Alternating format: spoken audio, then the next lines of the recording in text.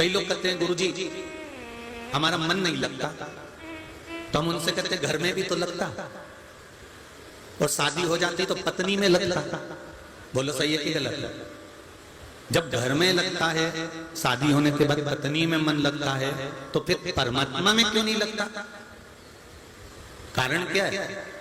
भगवान में मन क्यों नहीं लगता था? जब मन घर में लग रहा है, पत्नी में लग रहा है, बच्चों में लग रहा है, मोबाइल में लग रहा है,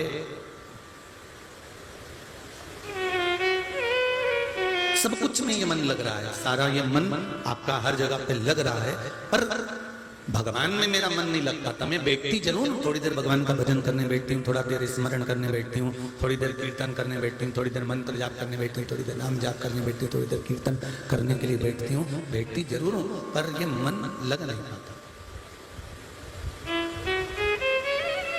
कारण क्या है? उसका एक कारण है सबसे बड़ा, जो आपके मुख पर आता है ना कि मेरा मन नहीं लगता।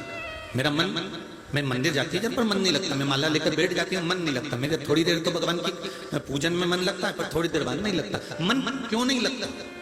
जो मन परिवार में लग जाता है, जो मन मोबाइल में लग जाता है, जो मन हमारे कुटुंब कबीले में लग जाता है, जो मन हमारी पत्नी में लग जाता है, बच्चों में लग जाता है, वो मन तुम्हारा परमात्मा में क्यों नहीं लग पाता? उसका कारण केवल एक है, पत्नी को तुम अपना समझे हो, बच्चों को तुम अपना समझे हो, परिवार को तुम अपना समझे हो, कुटुंब कबीले को तुम अपना समझे हो।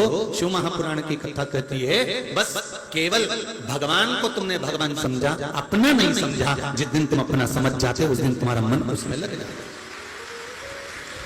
हम उस परमात्मा को अपना नहीं समझ पाए।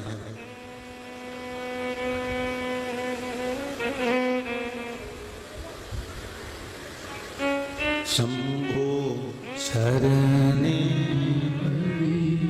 मांगू घड़ी रे घड़ी, दुख काटो दया करी अपने मन को।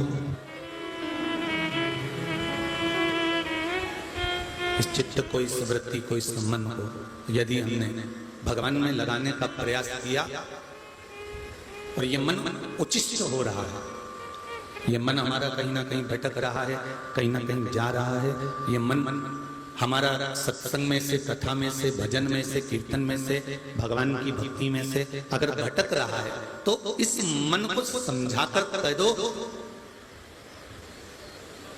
कि हम जिसका भजन कर रहे हैं वो हमारा अपना,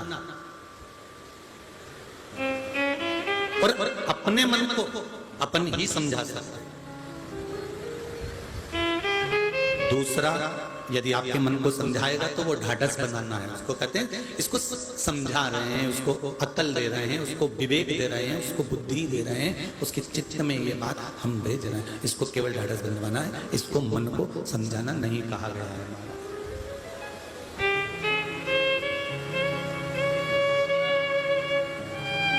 इस मन को स्वयं को समझाना पड़ेगा। एक बात स्मरण करिएगा, आपके बेटे ने गलती करी, आपका बेटा अगर गलत काम कर रहा है, देवरानी ने या जेठानी ने आपके लड़के में थप्पड़ मारे, जो थप्पड़ मारना चालू करे, या ननंद ने खूब मारा, या देवर ने खूब मारा, या जेठ ने खूब मारा, या पड़ोसियों ने या रिश्तेदारों ने खूब मारा, तुम्हें अच्छा लगेगा? जम के बोलो जरा, नहीं लगेगा। पर तुम अपने लड़के को गलती करने पर खुद मारती ना, तो तुमको अच्छा लगता। फिर आपको वो ठीक लगता कि मैंने अपने लड़के को मारा, मैंने अपने लड़के की गलती पर उसको डांटा, मैंने अपने लड़के की गलती पर उसको समझाया, मैंने अपने लड़के की गलती पर उसको दंड दिया। ये आपके मन में थोड़ा सा आनंद की अनुभूति हो जाती कि मैंने उस गलती की सजा उसको दे दी।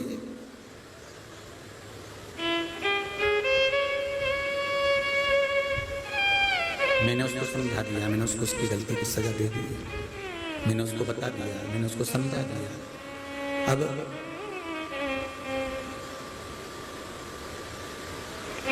दूसरा, यदि आपके लड़के को मार रहा है, दूसरा आपके लड़के को डांट रहा है, दूसरा आपके बच्चों को अपशब्द कह रहा है, तो आपको अच्छा नहीं लगेगा। पर गलती पर यदि आप अपने बच्चों को कहोगे, आप अपने बच्चे को समझाओगे, तो वो बच्चा समझेगा भी, जानेगा भी, और अगली बार वो गलती नहीं करेगा। उसी तरह आपके मन को कोई दूसरा समझाए, अरे इस मन को लगाया करो, भगवान का भजन करा करो, क्यों रोते रहते हो, क्यों दुख मनाते रहते हो, क्या करोगे अब दुख मना के, तकलीफ तो जो लिखी है ललाट पर भाग्य में वो तो होना ही है। ये दूसरा व्यक्ति तुमको समझा सकता है, दूसरा व्यक्ति तुम्हारे मन को बोल सकता है, दूसरा व्यक्ति तुम्हारे बच्चे को मार सकता है, डांट सकता है, डपट सकता है, पर उसके डांटने से, उसके मारने से तुम्हारा बच्चा सतमार्ग पर नहीं चलेगा। तुम्हारा बच्चा सतमार्ग पर जब चलेगा जब माँ खुद उस बच्चे को डांटेगी, पिता खुद उस बच्चे को डांटेगा या मारेगा। उसी तरह हमारे मन को दूसरा कुछ कहेगा तो हम भगवान का भजन करेंगे, वो बात दूसरी है। हमारे मन को हमें खुद परमात्मा के चरणारविंद तक लेकर जाना पड़ेगा, भगवान के चरणों तक लेकर जाना पड़ेगा। इस मन को खुद को समझाना, और जब हमारा मन, हमारा चित्त, हमारी वृत्ति को हम खुद संवारने का प्रयास करेंगे, हमारे मन को जब हम खुद सुधारने का प्रयास करेंगे,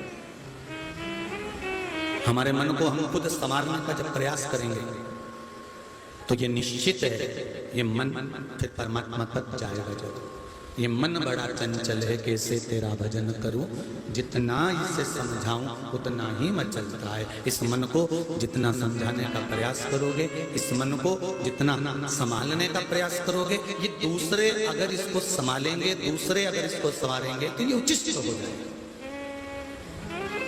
पर हम खुद इस मन को अगर संवारेंगे तो ये मन संवर जाएगा।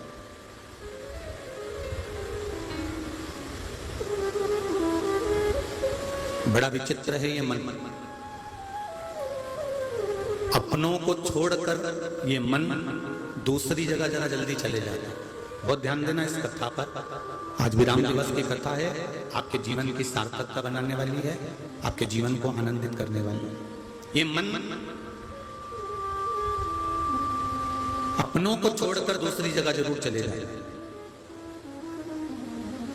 जैसे एक बकरी के पीछे 6-7 कुत्ते बकरी के पीछे पड़े।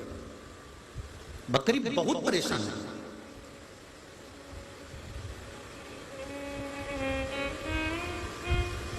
और बकरी इतनी परेशान हो गई कि वो कुत्तों को छोड़कर आगे आगे भागने लगी, कुत्ते पीछे पीछे भागने लगे। बकरी जहां पर अंगूर लगते थे और अंगूर का जो बगीचा था, उस अंगूर के बगीचे में बकरी जाकर छुप गई। अब इतने घने अंगूर के बगीचे में बकरी जब छुप जाती है तो वो बकरी कुत्तों को दिखाई नहीं देती।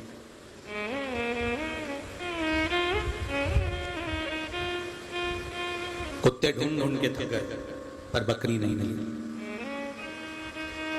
बहुत प्रयास करा कुत्तों ने पर बकरी नहीं मिली। अब कुत्तों ने सोचा कि ये बकरी तो मिल नहीं रही है, चलो अपन चलते हैं, और कुत्ते वापस चले। बाद में आकर देखेंगे कि ये बकरी है कहां, बाद में आकर ढूंढेंगे कि बकरी गई कहां, बाद में आकर देखा जाएगा। कुत्ते चले गए, बकरी छुपी बैठी थी। अब बकरी की तो आदत है कि जो अंगूर की झाड़ियों में बकरी छुपी हुई थी, उसने सोचा चलो अब थोड़ा पेट भर लिया जाए, और अंगूर की झाड़ियों को बकरी ने खाना चालू करा। खाते खाते खाते खाते बकरी ने पूरे अंगूर की झाड़ियों को खा लिया। जिस अंगूर की झाड़ी ने बकरी की रक्षा कर रही थी, जो अंगूर की झाड़ी बकरी को छुपा कर रखी थी, उस अंगूर की झाड़ियों को बकरी ने खाया। खाते से झाड़ियां हटी, हटते से कुत्तों को मालूम पड़ा कि बकरी वो छुपी है, और कुत्तों ने आक्रमण कर दिया और उस बकरी को समाप्त कर दिया। अब इस कथा को जरा देखिएगा, इस दृष्टांत को जरा देखिएगा, इस बात को जरा समझिएगा कि जैसे बकरी अंगूर की झाड़ियों में छुपी हुई है, उसी तरह हम भी हमारे सनातन धर्म के अंदर छुपे हुए हैं। हम हमारे हिंदू धर्म के अंदर छुपे हुए हैं। हम हमारी समाज के द्वारा छुपे हुए हैं, हम हमारे परिवार के द्वारा छुपे हुए हैं। जब तक व्यक्ति परिवार में रहता है, जब तक व्यक्ति समाज में रहता है, जब तक व्यक्ति अपने धर्म में रहता है, जब तक व्यक्ति अपने धर्म के आनंद में रहता है, तब तक संसार के कुत्तों में इतना बल नहीं है कि वो इस बकरी को खा जाए। धर्म में रह रहे हैं, आप अपने परिवार में रह रहे हैं, आप अपने समाज में रह रहे हैं, आप अपने कुटुंब में, आप अपने परिवार में रह रहे हैं। उस परिवार में अगर रह रहे हो तो विचार करना कि जब तक हम परिवार में रह रहे हैं, जब तक हम समाज में रह रहे हैं, जब तक हम हमारे धर्म में रह रहे हैं, जब तक हम हमारे कुल में रह रहे हैं, हमारे परिवार के साथ रह रहे हैं, तब तक आपका बाल बांका नहीं हो सकता। वो तो जब समाज में रहकर, परिवार में रहकर, अपने धर्म में रहकर लोग अपने ही धर्म की बुराई करते हैं, अपने ही समाज की बुराई करते हैं, अपने ही परिवार की बुराई करते हैं, और उसको धीरे धीरे धीरे धीरे नोचना, खरोचना, काटना चालू करते हैं, तब बकरी का जैसे शिकार होता है और कुत्ते उसको खा जाते हैं, ऐसा तुमको भी कोई निपटा कर चला जाता है, तुमको भी निपटा। उस धर्म की झाड़ी में, उस परिवार की झाड़ी में, समाज की झाड़ी में, हमें उस झाड़ी ने, उस डाली ने, उस बेल ने हमको छुपा कर रखा हुआ, हमको संभाल कर रखा हुआ।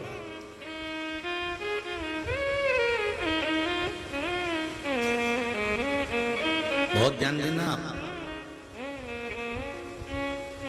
जब तक शंकर के मंदिर में आप दर्शन करने जा रहे हो, एक लोटा जल चढ़ाने जा रहे हो, या शिव मंदिर में एक चावल का दाना चढ़ाने जा रहे हो, या एक बेलपत्री चढ़ाने जा रहे हो, या बेलपत्री भी चढ़ाने नहीं जा रहे, केवल दर्शन करने जा रहे हो, और दर्शन करने भी नहीं जा रहे, शिखर दर्शन करने जा रहे हो, शिखर दर्शन करने भी नहीं जा रहे, शंकर के मंदिर के सामने से मात्र निकल कर जा रहे हो, तो एक बात का स्मरण रखना कि तुम भगवान शंकर की छत्र छाया में हो, और छत्र छाया में हो जब तक तुम्हारा बाल बांका नहीं है। आप उसकी शरणागति में, आप उसके चरणों में।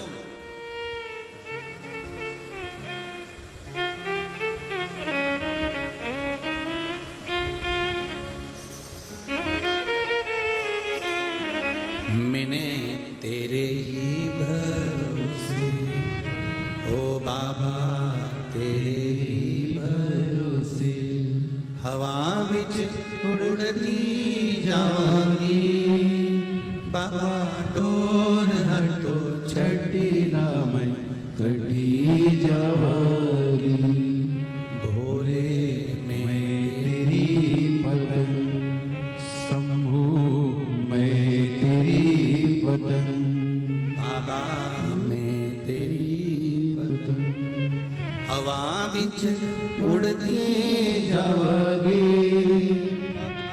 डोर हटो छठी ना मैं कटी जावांगी। जब तक हम उसके शरण में हैं, हम उसके पास में हैं, तब तक हमारा बाल बांका नहीं हो सकता। आप रहो उसके करीब में,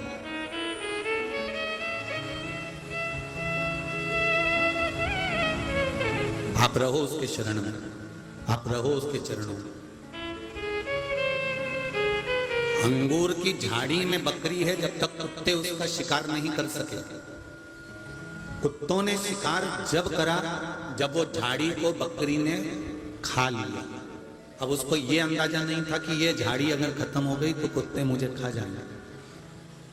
जिस धर्म में रह रहे हो, जिस समाज में रह रहे हो, जिस परिवार में रह रहे हो, अपने धर्म की, अपने समाज की, अपने परिवार की जिंदगी में कभी बुराई मत सुनना और ना किसी से बुराई करना। हम अपने हाथ से कुल्हाड़ी ना मारो। कितना चिल्ला चिल्ला के लोग कहते हैं धर्म की, अच्छे से बोलो जरा जम के, धर्म की, अधर्म का, प्राणियों में सद्भावना। यहां बोला कि मनुष्य में सद्भावना हो।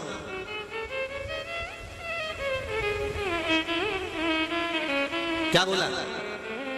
जम के बोलो, प्राणियों में सद्भावना हो।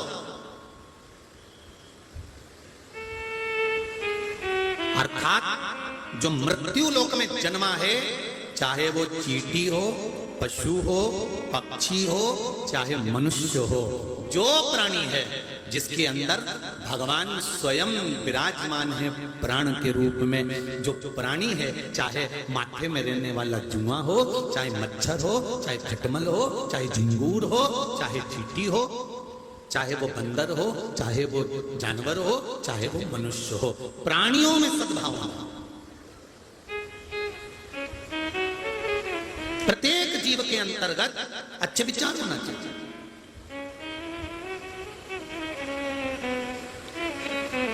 जब हम हमारे सनातन धर्म की ही बुराई सुनते हैं, जब हमारे सनातन धर्म के लिए ही हम अपशब्द सुनते हैं, जब हम अपनी समाज के लिए ही अपशब्द सुनते हैं, जब हम अपने परिवार के लिए ही अपशब्द सुनते हैं, तब समझ लेना कि हमारे विनाश का समय आ गया। अब हमें कोई नहीं बचा सकता। जैसे कुत्ते बकरी को खा जाते हैं अंगूर की झाड़ी हटने पर, उसी तरह जब आप सनातन धर्म की निंदा सुन सकते हो, आप सनातन धर्म की बुराई सुन सकते हो, आप सनातन धर्म के लिए अपशब्द कह सकते हो, अपनी समाज के लिए अपशब्द कह सकते हो, सुन सकते हो, परिवार के लिए अपशब्द कह सकते हो, सुन सकते हो, तो समझ लेना कि अब तुम्हारा विनाश निश्चित है, अब तुम्हें नष्ट होने का समय आ गया है, अब कोई बचा नहीं सकता। बहुत कठिन है। बहुत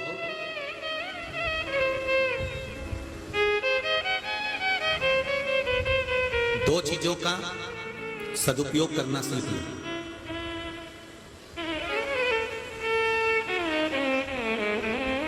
दो चीजों का अगर सदुपयोग करना सीख गए तो जिंदगी सार्थक हो गई। अपने पुस्तक में लिख के रख लेना कि हमें दो चीजों का सदुपयोग जिंदगी भर करना है, एक शरीर का, दूसरा समय का। क्या क्या चीज का? बोलो, जम के बोलो जरा। शरीर का और समय का सदुपयोग करना सीखो।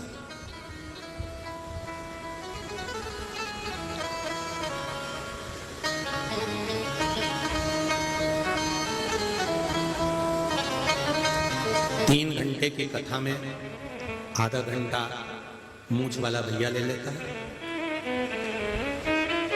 बचते हैं 2.5 घंटे, उसमें से 7 मिनट पीछे के आरती में चले जाते हैं। जो समय बीच में बचता है, हमारा पूरा प्रयास रहता है कि कथा के बीच में भजन एक भी ना है, जिससे आप कथा में मन लगाकर आनंद पाकर बैठे। पर जब आपका स्वरूप देखते हैं और कुर्सी पे बैठे बैठे तब विचार करते हैं कि बीच में एक छोटा सा कीर्तन ले लिया जाए। नहीं तो हमारा तो एक नियम है कि जितना समय मिला है आप भगवान शंकर की, उसकी भक्ति, उसके गुणगान में समय निकालें, क्योंकि उसके लिए आप लोग, उसके लिए आप लोग आए हैं। लाखों लाखों लोग कथा सुनने के लिए। हम तो कई बार माइक वाले भैयाओं पर भी चिढ़ जाते हैं, क्योंकि इतनी पब्लिक केवल वो 2 घंटे के लिए, 2.5 घंटे के लिए सुबह से लेकर रात तक, रात से लेकर दिन तक ही लगाकर बैठते हैं, सुबह 7, 6 बजे से। और उनको अगर सही कथा नहीं मिले तो दिल हमारा दुखता है कि आपको इतना करने के बाद भी अगर कथा नहीं मिले तो जिंदगी बेकार है हमारी। ये भजन वाले भी हमको पत्र लिखकर भेजते हैं, जैसे तुम लिख के भेजते, गुरुजी कथा में एक ही भजन आ रहा है, कम से कम 2 तो गाओ, फिर हमें काहे को लाया। तो हमने इनसे कह दिया तुम टू करते रहो के भाई, बस यही कर दो।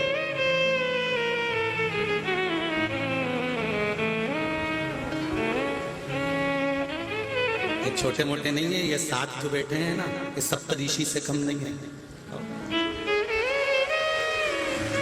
ये 7 ऋषि से कम थोड़ी ना है, बहुत उचित।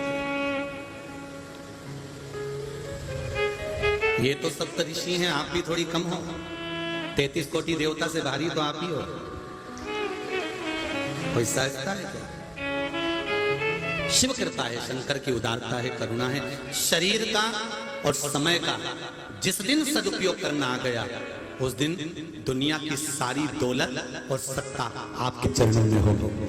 बस समय का और शरीर का सदुपयोग करना सीख ली।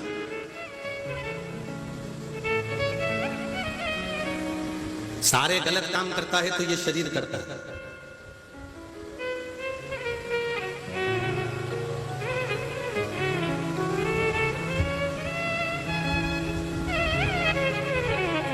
और सारे अच्छे काम करता है तो समय करता है। कई लोग अकड़ में आकर कह देते हैं मेरे साथ में 200 लोगों की टीम, दबा नहीं देखा मेरे पास में इतना बल है, मेरे साथ में इतने लोग खड़े हैं, एक मोबाइल करूं और 50 को खड़ा कर दूं, 50 को एक आवाज निकालता हूं और ढेर लग जाता है सबका, पूरे लोग मेरे साथ में खड़े हैं। हम उनसे कहते हैं ये जितने तुम्हारे साथ में खड़े हैं ये तुम्हारे साथ नहीं खड़े हैं, ये तुम्हारे समय के साथ खड़े हैं। समय अच्छा है इसलिए ढेर खड़े हैं, समय बेकार आए तो तू आवाज लगा दे, मोबाइल लगा दे, एक आ जाए तो बता। एक दिन कोई काम आ गया और तुम कोई कारण से फंस गए, कहीं थाने में जाकर खड़े हो गए, कोई वकील के पास पहुंच गए और तुमने दुनिया भर के अपने रिश्तेदारों को फोन लगा के तो बोलो, अपने रिश्तेदारों को एक बार बोलो तो सही कि आओ मुझे बचाओ, आओ मुझे छुड़ाओ, एक नहीं आएगा।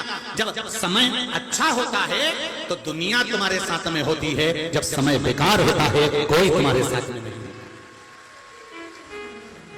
अपने भीतर के अहंकार को निकाल दो कि सब मेरे साथ है, तुम्हारे साथ नहीं, तुम्हारे समय के साथ। तुम्हारे साथ तो कोई भी नहीं है, ये भी जब दुख की घड़ी आएगी कोई नहीं आएगा, वेंटिलेटर में पड़ा रहेगा, मुंह पे मास्क ऑक्सीजन का लगा रहेगा, machine two two two two करके चलती रहेगी और परिवार वाले महामृत्युंजय का पाठ करते रहेंगे।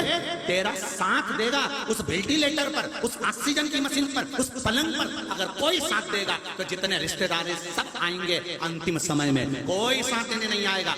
बस साथ देगा तो तूने जो एक लोटा पानी शंकर भगवान को चढ़ाया है वो तेरा साथ देने के लिए आएगा। जो तूने एक बेलपत्र चढ़ाई, एक चावल का दाना चढ़ाया है वो तेरा साथ देने के लिए आएगा। तूने जो शिव महापुराण की कथा हिंगोली में सुनी है, आस्था चैनल पर सुनी है, फेसबुक यूट्यूब पर श्रवण करी है, वो कथा जो तूने सुनी है वो एक पल के लिए, एक घड़ी के लिए तेरे पास आएगी, जरूर आएगी। अंत समय प्रभु आना पड़ेगा, वचन दिया तो निभाना पड़ेगा, आए ना आए प्रभु कुटुंब कबीला, अंत समय भोले आना पड़ेगा। कोई आए ना आए, कोई जाने ना जाने, पर तुम्हें आना पड़ेगा। एक पत्र आया, देखिए।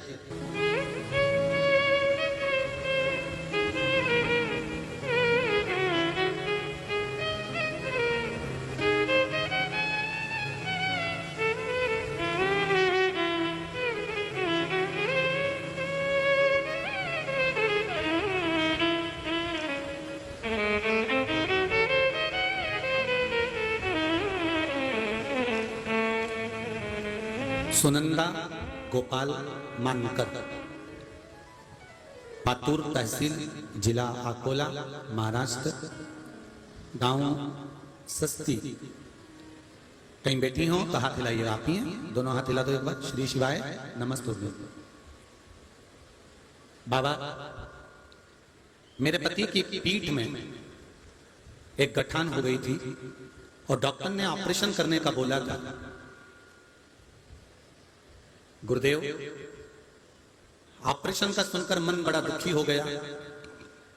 तब शिव कथा सुनती थी, आपके बताए हुए रुद्राक्ष के जल पिलाने वाला उपाय सुना और एक रुद्राक्ष में लेकर आई बाबा के धाम से, उसको गलाया, शिव जी को चढ़ाया।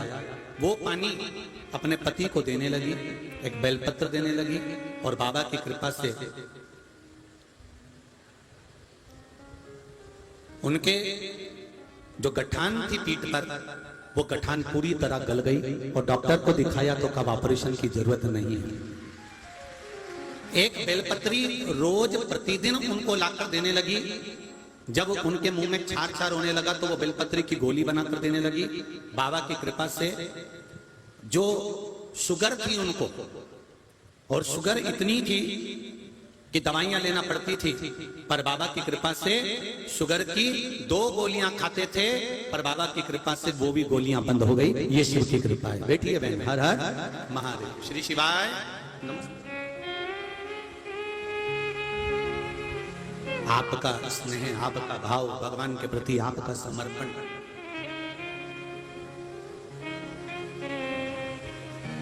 आप हृदय से अगर पुकार रहे हो, आप हृदय से उसको कह रहे हो, आप हृदय से अगर उसकी प्रार्थना कर रहे हो, हृदय से आप उसको निवेदन कर रहे हो, तो उसका फल मिलता जरूर। बखान क्या करूं लाखों के ढेर का, झपटी भवोत में है खजाना कुबेर का। बखान क्या करूं मैं राखों के ढेर का, झपटी भवोत में है खजाना कुबेर का। हे गंगाधार मोक्तिकार ओमकार तू, भोले ओमकार तू। आयो शरण तिहारी शंभु तार तार तू। भगवान शिव की कथा कर रही है, वरदानियों का चरित्र कर रहा है, भगवान शंकर का संवाद कर रहा है, शिव तत्व कह रहा है कि आप जिस भाव से भगवान को भजते हो, भगवान की शरणागति में रहते हो, भगवान के चरणों में रहते हो, उसकी छत्र छाया में रहते हो, उसके पास रहते हो, तब तक दुख सताता नहीं है महाराज। ऐसा नहीं है कि दुख आएगा नहीं। हम ये नहीं कहते कि दुख नहीं आएगा, आएगा। मानव का जो शरीर मिला है वो 2 कारणों से मिला है, एक भगवान का भजन करने के लिए और एक अपने कर्म को भोगने के लिए। तो दुख तो आएगा, पर उस दुख में आपको मालूम ना पड़ता है कि मुझे दुख मिला है। जैसे रोटी बनाते समय आटे में थोड़ा सा नमक डाल दिया जाता है तो स्वाद आता रहता है। भगवान से प्रार्थना करना, प्रभु आटे में जैसे थोड़ा सा नमक डलता है और स्वाद आता है, ऐसी कृपा करना कि हमारे जीवन में थोड़ा थोड़ा सा दुख दोगे तो हम सहन कर सकते हैं, पर तुमने बहुत सारा दुख एक साथ दे दिया तो हम सहन नहीं कर पाएंगे, हम सहन नहीं कर पाएंगे। बहुत कठिन है फिर सहन करना, बहुत शरीर का और समय का सदुपयोग करना। केवल भोग और विलास में लगाने के लिए, केवल भोग और विलास में इस शरीर को डुबाने के लिए शरीर नहीं मिला।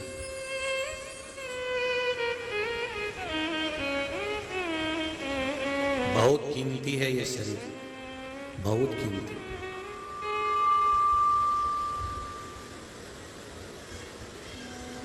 जिनके असली दांत चले जाते हैं और नकली दांत लगाते हैं, उनसे पूछना।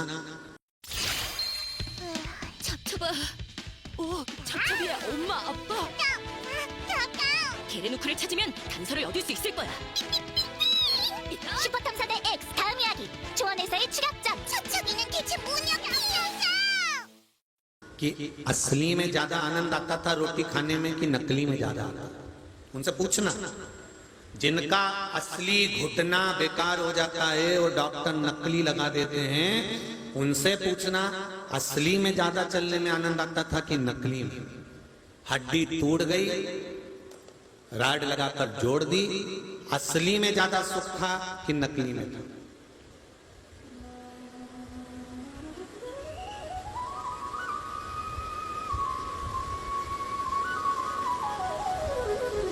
जिनके बाल चले जाएं और उन्होंने नकली लगा के रखे हों, तो उनसे पूछना कि असली में सुख था कि नकली में? पूछो उनसे।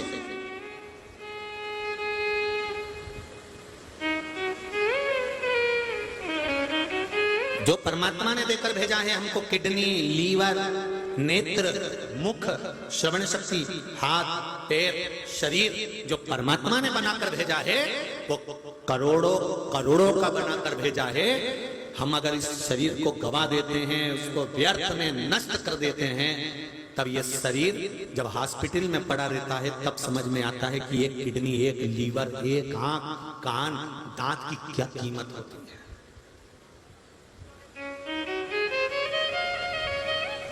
ये लड़के लोग, नवयुवक जो बच्चे हैं ना, छोरा हो, ये जितने हीरो,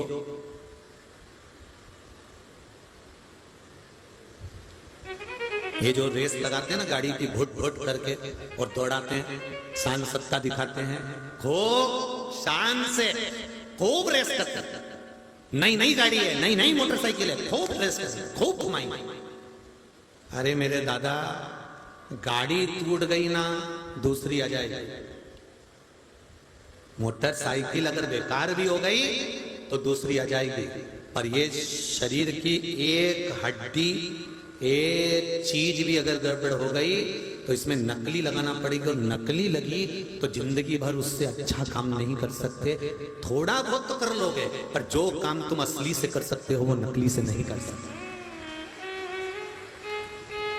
जितने लोग गाड़ी चलाते हैं, हम आपसे भी कहते हैं, इस व्यासपीठ से रोज प्रतिदिन हिंगोली कथा में आपसे कहा, आपके ड्राइवर से कहा, आपकी गाड़ी चलाने वालों से करें, बार बार कहते हैं कि आए हो भगवान के भरोसे पर आए हो, जाओगे वो भी भगवान के भरोसे पर जाओगे। पर निवेदन है हमें, अगर इतना समय निकाल कर हम कथा में आए हैं तो 3 घंटा, 2 घंटा, 4 घंटा लेट पहुंचे, पर गाड़ी थोड़ा धीमा चला। भैया तुझे नींद तो नहीं आ रही? आराम से चलाना, धीरे चलाना, रास्ते से चलाना। भैया देखो, बात करते आनंद के साथ धीरे धीरे लेकर चल।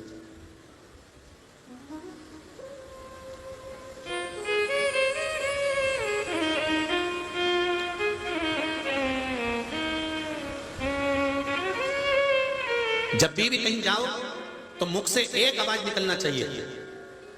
किसी ड्राइवर का हमें नाम नहीं लेना, हमें तो कहना भोले चल, केवल एक ही नाम लेना है। क्या बोलोगे?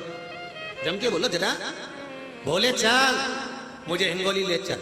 और यहां से जाते समय भी आवाज लगाकर कहो, भोले चल, अब मुझे जल्दी से परली लेकर चल, चल मुझे यहां लेकर चल। भोले को पुकारो, तुम्हारी गाड़ी का ड्राइवर कोई दूसरा नहीं रहेगा। अगर तुमने भोले को पुकार कर सरल भाषा में कह दिया भोले चल, तो भोला ही तुमको लेकर जाएगा, कोई दूसरा नहीं ले जा सकता। अगर कथा सुनना हो तो श्रीमद् भागवत में वर्णन आता है, अजामिल कि प्राण छूटने का समय आया।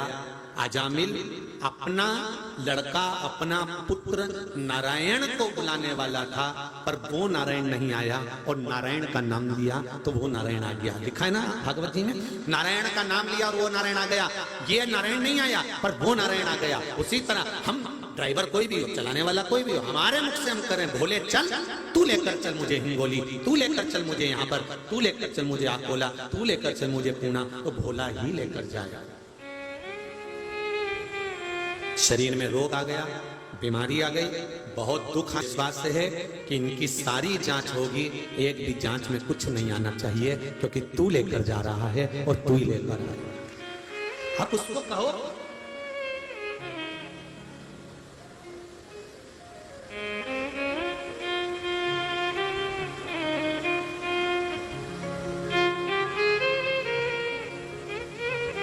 आप उसको कहो।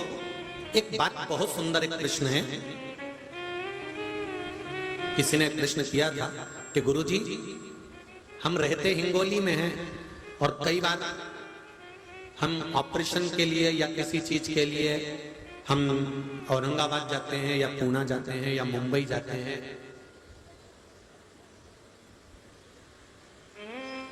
तो क्या हमारे क्षेत्र में अच्छे डॉक्टर नहीं है क्या, जो हम लोग इधर उधर जाते हैं? अब उसका निर्णय आप अच्छे से समझ लेना। हिंगोली के डॉक्टर भी अच्छे हैं, पूना के डॉक्टर भी अच्छे हैं, और जहां तुम रहते हो वहां के सब डॉक्टर अच्छे हैं। फिर हम दूसरे डॉक्टर के पास क्यों जाते हैं अपने गांव का छोड़कर? हम बड़े डॉक्टर को ढूंढते हुए मुंबई पहुंच जाते हैं, हैदराबाद पहुंच जाते हैं, यहां पहुंच जाते हैं, वहां पहुंच जाते हैं, हमारा इलाज वहां चालू होता है, वहां हमारा ऑपरेशन होता है। उसका कारण क्या है? हमने कहा ये कारण केवल इतना सा है, ये तो गरुड़ पुराण में भी लिखा है कि तुमने किसी को कष्ट दिया है, तुमने किसी को पिन चुभाई है, तो वो एक ना एक दिन तुमको पिन चुभाएगा जरूर, चाहे इस जन्म में चुभाए चाहे अगले जन्म में चुभाए, वो चुभाएगा जरूर। अब ढूंढते ढूंढते तुम डॉक्टर के पास पहुंच गए, मुंबई, पूना, हैदराबाद, तो क्यों उसी डॉक्टर के पास क्यों पहुंचे? कारण क्या था? उसका कारण निकालना, पूर्व समय में तुमने जरूर इसका कुछ बिगाड़ा होगा, इसलिए ऑपरेशन थिएटर में उसने भी तुमको काट काट के अपना हिसाब पूरा करा है। भले वो अच्छा कर रहा है, भले वो ठीक कर रहा है, भले वो आपका इलाज कर रहा है, भले वो आपको श्रेष्ठ बना रहा है, क्योंकि कोई डॉक्टर आपको मरने की गोली नहीं देगा, भले आप कितने भी सड़ रहे होगे, आपको बचाने की ही गोली देगा, क्योंकि डॉक्टर भी परमात्मा का एक स्वरूप होता है। भले शरीर सड़ रहा होगा, सारे घर के लोग कह रहे होंगे कि मर जाए तो अच्छा, प्राण छूट जाए तो अच्छा, बहुत बीमार है, बहुत बूढ़ा है, बहुत बड़ा है, सड़ रहा है, अब तो भगवान इसको उठा ले। पर डॉक्टर जब जब देखने आएगा, डॉक्टर कभी मरने की दवाई नहीं देगा, न गोली देगा।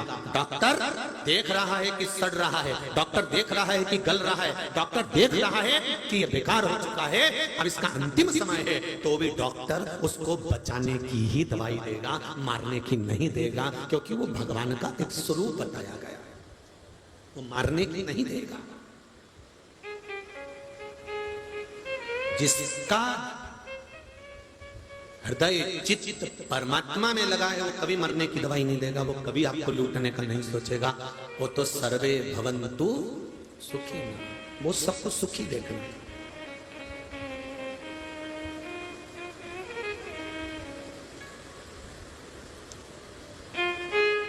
सबको महाराज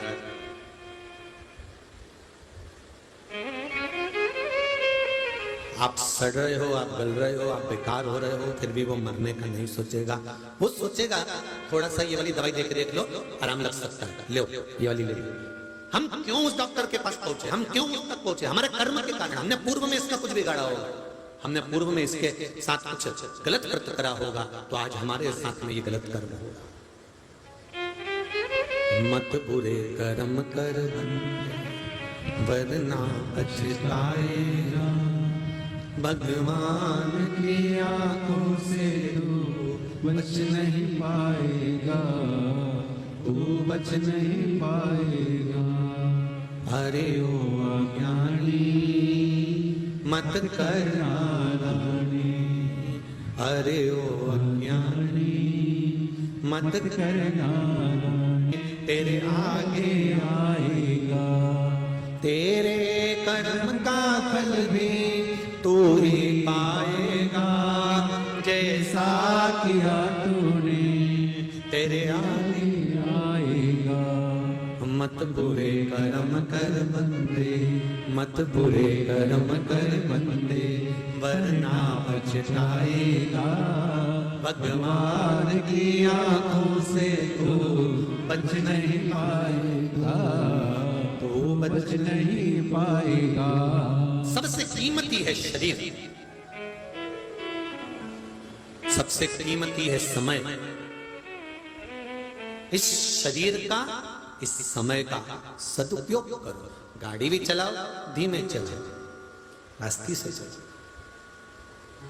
समय मिला है कुछ अच्छा कर गुजरने का, तो उस समय पर अच्छा करो। जब समय अच्छा मिले तो फिर जोरदार तरीके से निकल। कल 2020 चल रहा था और कुछ समय तक ऐसा लग रहा था कि अब गए, अब गए, अब गए, पर भोलेनाथ ने भी समय दिया और इन्होंने कुदाना चालू करा। ऐसा कुदाया, ऐसा कुदाया, ऐसा कुदाया कि धन्यवाद दूंगा मैं इंडिया के खिलाड़ियों को, भारत के क्रिकेट खिलाड़ियों को, जिन्होंने 140 करोड़ भारतीयों के चेहरे पर प्रसन्नता ला दी। उसके लिए धन्यवाद, बहुत बहुत साधुवाद। प्रसन्न चित्त चला। समय मिले, शरीर का समय का सदुपयोग करो। समय आए, अच्छा समय भगवान देता है। ऐसा कोई व्यक्ति नहीं जिसको जिंदगी में भगवान एक मौका संभलने का ना दे, ऐसा कोई नहीं जन्मा। भगवान जिसको पृथ्वी पर जन्म देता है उसको कीमती बनाकर भेजता है, किसी को भी भगवान बेकार बनाकर भेजता है। आप अपने कमरे में अटाला सामान रखती हो क्या? जम के तो बोलो जरा, अच्छे से बोलो जरा। नहीं, आप अटाला सामान अपने कमरे में, अगर सास का कोई सामान अटाला भी कमरे में आ जाता है तो उसको उठाकर भंडारे में धरी आती हो, छत के ऊपर रखी आती हो या कहीं और पटक देती हो, पर अपने कमरे में अटाला सामान रखता कौन है? जब तुम अपने कमरे में कोई फालतू का सामान नहीं रखते, अटाला सामान नहीं रखते, तो महादेव अपने घर में, अपनी पृथ्वी पर अटालों को रखेगा क्यों? तुम अपने कमरे में अटाला सामान नहीं रखती हो, तुम अपने कमरे में फालतू का सामान नहीं रखती हो। कई लोग कहते हैं ये तो फालतू है। फालतू नहीं, माता के गर्भ से पृथ्वी पर अगर जन्म लिया है तो इसको भगवान ने कोई ना कोई हुनर देकर पैदा किया होगा, इसलिए भगवान ने पृथ्वी पर रखा है। नहीं तो अपने घर में कोई फालतू का सामान या अटाला सामान नहीं रखता, तो परमात्मा क्यों अपने घर में फालतू का सामान रखेगा? वो कह देगा देवमती तुम तो रख दो अपने पास। जिसको अटाला सामान का क्रम रहता। कई माताएं कहती है हमारे गर्भ से संतान नहीं हुई तो भगवान को धन्यवाद दो, भगवान ने सोच कर रखा होगा अटाला नहीं चाहिए, डरो नहीं चाहिए भगवान को भी अटाला। अगर माता के गर्भ से जन्म लिए हो, पृथ्वी पर जन्म लिए हो, भारत की भूमि पर जन्म लिए हो, मनुष्य की देह मिली है, और तुम कितने भी गरीब से गरीब घर में जन्मे हो, भिखारी से भिखारी घर में जन्मे हो, चाहे सेठ से सेठ के घर में जन्मे हो, किसी के घर में भी जन्मे हो, चाहे ब्राह्मण के घर में, चाहे क्षत्रिय के घर में, चाहे वैश्य के घर में, चाहे शूद्र के घर में, तुम कहीं पर भी तुम्हारा जन्म हुआ है, तुम अटाला नहीं हो, तुम फालतू के नहीं हो। भगवान ने तुमको जन्म दिया है तो जरूर तुम्हें कीमत वाला बनाकर पैदा करा है। हमें अपनी कीमत को जानना है, हमें इस शरीर की कीमत जानना है। संसार में कोई व्यक्ति फालतू पैदा नहीं होता। भगवान ने अगर तुमको जन्म दिया है तो तुमको एक हुनर देकर भगवान पैदा करता है, और हुनर देने के साथ में भगवान एक मौका सबको देता है कि इस मौके में तू चौका लगाना, छक्का लगाना, इस मौके में तू निकल कर भाग जाना। मैंने तुझे अच्छा समय दिया है, अच्छा मौका दिया है, अच्छे गुरु की शरणागति दी है, अच्छा समय तुझे प्रदान करा है। अब अपने हुनर को तुझे निखारना है, और गुरु की शरणागति में आकर जो निखर गया वो निखर गया, और जो बिखरा वो बिखर गया। मौका वो देता। कई बेटियां, कई बेटे सियोर आते हैं कुबेरेश्वर धाम पर तो उनकी आंखों में आंसू रहता है। भगवान ने हमारे साथ बहुत गलत किया है गुरुदेव, मेरा परिवार पूरा चले गया, कोरोना में मेरा पति चले गया, ये हो गया, वो हो गया। हमने कहा क्यों रोती हो? कोई कहता है कि मेरा पिता नहीं, कोई कहते हैं लोग मुझे पूछते नहीं, कोई कहता है लोग मुझे गालियां देते हैं, कोई कहता है कि मुझ में अक्ल नहीं है, विवेक नहीं है, बुद्धि नहीं है।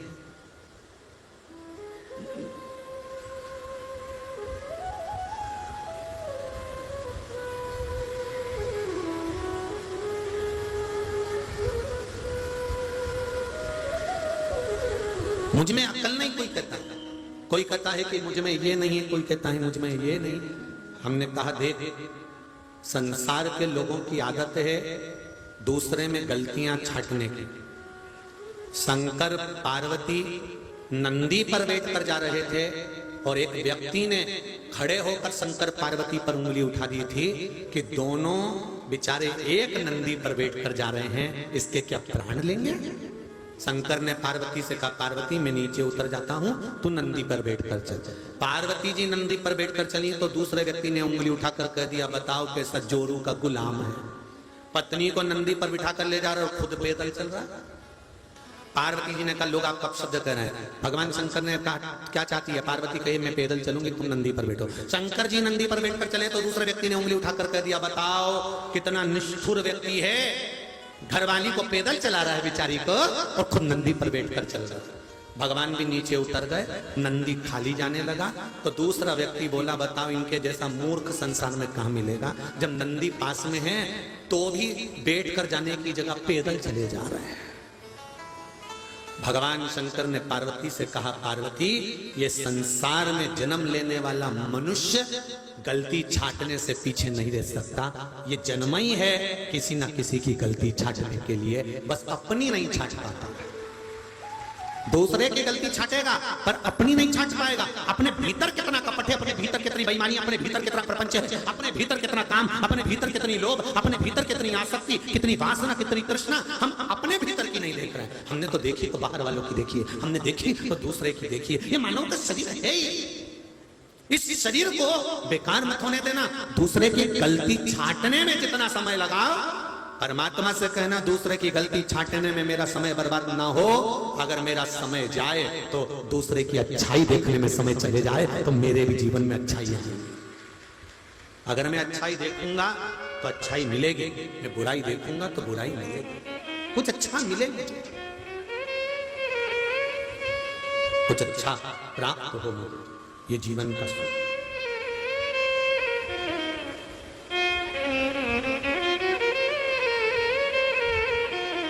भीतर से भाव से जग का रखवाला है मेरा भोला, सबका सहारा है मेरा। ये निर्माल्य मान लो बहुत ज्यादा संख्या में बहुत ज्यादा निर्माल्य है तो उसको खेत में कहीं खड्डा कर उसको डाल लिया जाए तो खाद भी बन जाती है। उस निर्माल्य का सदुपयोग हो। हरतालिका तीज के दिन 30 तारीख कल हरतालिका तीज है। जो फुलेरा हम बनाते हैं उस 5 समय की पूजन होने के बाद जब सुबह ब्रह्म मुहूर्त में आप भगवान शंकर का विसर्जन करने के लिए जाएं, 5वीं आरती जब पूरी हो जाए, भगवान से प्रार्थना वगैरह सब हो जाए, सिंदूरा चढ़ जाए, सिंदूरा मस्तक लग जाए, पूरा क्रम होने के बाद में, पूरी पूजन होने के बाद में जब भगवान देवादिदेव महादेव को विसर्जन के लिए लेकर जाएं, उससे पहले फुलेरे को खोल लेना चाहिए। और फुलेरे की जितनी पत्ती फूल, इसमें यह जरूरी नहीं है कि कौन सी पत्ती लगाना है, कौन सा फूल लगाना है, जो फूल आपको मिल जाए। पर फुलेरे में अशोक वृक्ष की पत्ती, आम की पत्ती ये जरूर लगाना चाहिए। फुलेरे के ऊपर शमी की पत्ती नहीं लगाई जाती, शमी वृक्ष की। अगर शमी वृक्ष की पत्ती आप भले भगवान शंकर को चढ़ाओ, मना नहीं, पर कोई विशेष कार्य के लिए ही शमी का प्रयोग किया जाए। शंकर भगवान को यदि कोई बहुत रोग ग्रसित हो गया या बहुत तकलीफ में है तो शमी का पत्ता उसमें फुलेरे के अंतर्गत लगा सकते। महाराज 5वीं पूजन आरती पूर्ण होने के बाद में जब भगवान को विसर्जन के लिए लेके जाएं, उससे पहले फुलेरे के सारी मालाओं को, फूलों को निकालकर नीचे रख लें, प्रणाम करें और माता पार्वती जी से विनती करें, हे माँ, जैसे आपका अखंड सौभाग्य है, आपके हाथों में भर भर चूड़ियां हैं, मस्तक पर चुंदड़ी है, माथे पर बिंदी है, मांग में सिंदूरा है, हे माँ ऐसी कृपा करना। हमने भी हरतालिका तीज का व्रत करा है, हमारे भी हाथों में भर भर चूड़ी रहे, मांग में सिंदूर रहे और मस्तक पर बिंदी रहे, ऐसी कृपा माँ बनाकर रखे।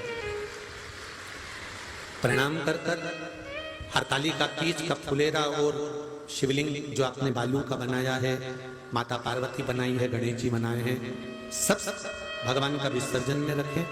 जो नदी, तालाब, बावड़ी जहां विसर्जन करते हैं वहां विसर्जन करें। हरतालिका तीज के दूसरे दिन गणेश जी विराजमान हो जाएंगे। गणेश जी को जब विराजमान करो तो एक बात का स्मरण जरूर रखना कि गणेश जी विदा हो आपके घर से पर रिद्धि सिद्धि आपके घर से विदा नहीं होना चाहिए।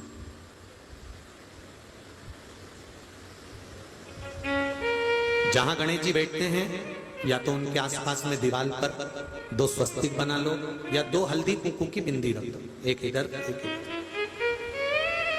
क्या होता है उससे कि गणेश जी तो चले जाएंगे क्योंकि बेटा है वो तो काम के लिए जाएगा, पर बहुएं रिद्धि और सिद्धि हमारे घर में सदा रहना चाहिए, इसलिए वो 2 बिंदी का होना जरूरी है।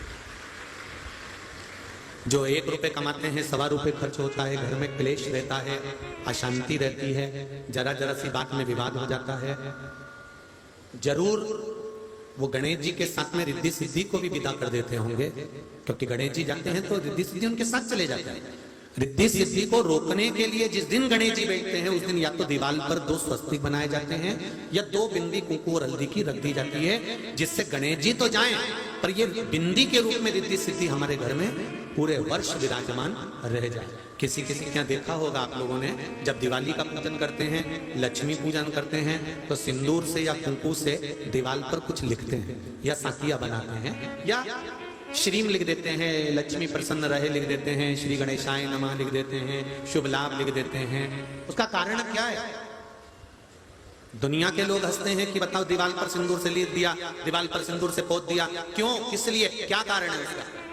उसका कारण क्या होता है? उसका केवल एक कारण होता है कि जिस दिन हम लक्ष्मी जी का पूजन पूरा उठा देंगे, 4-5 दिन के पूजन करने के बाद लक्ष्मी जी को उठाकर हम कहीं रख देंगे, या आने वाले समय में लक्ष्मी को हमने भी कहीं उनका निर्माल्य वगैरह फूल पत्ती सब विसर्जन में रख भी दी, पर लक्ष्मी का विसर्जन ना हो जाए, वो लक्ष्मी हमारे यहाँ सदा विराजमान रहे। इसलिए जिस दिन पूजन करते हैं तो सिंदूर या कुंकू से लक्ष्मी के पूजन वाले दिन भी हम सातिया बना देते हैं, जिससे माँ हमारे घर में पूरे वर्ष भर बनी रहे। ये पूजन के नियम है।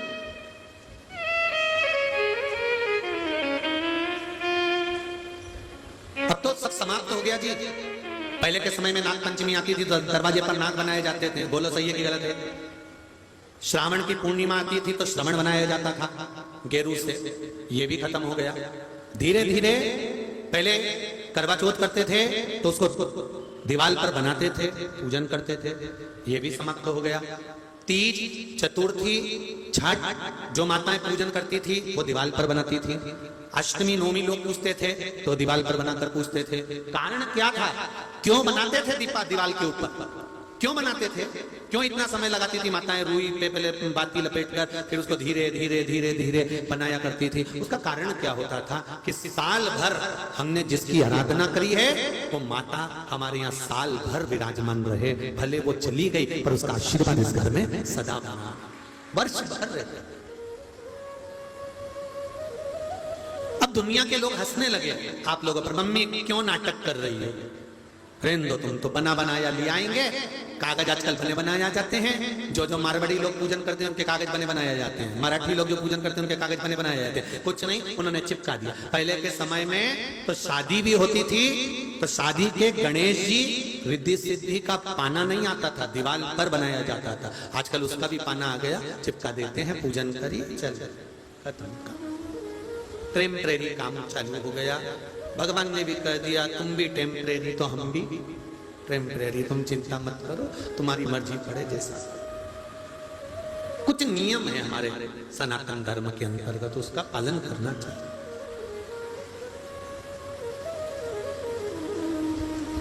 गणेश जी बिठाओ, पर निवेदन है उनके सामने मदिरा पीकर डांस मत करो। निवेदन,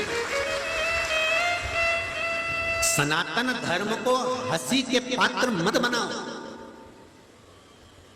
गणेश जी को लेकर आओ, गणेश जी को छोड़कर आओ, गणेश जी का विसर्जन करो, बिठाओ, पर उनकी हंसी नहीं होना चाहिए कि आप मदिरा के नशे में आरती कर रहे हो, मदिरा के नशे में नाच रहे हो, कूद रहे हो और सनातन धर्म की हंसी उड़ रही है, वो श्रेष्ठ नहीं।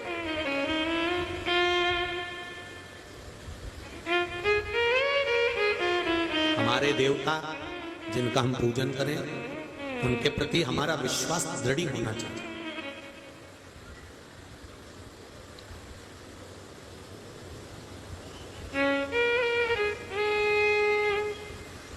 संपूर्ण भरोसा, विश्वास। पूरी शिव महापुराण की कथा विश्वास की है, संपूर्ण कथा।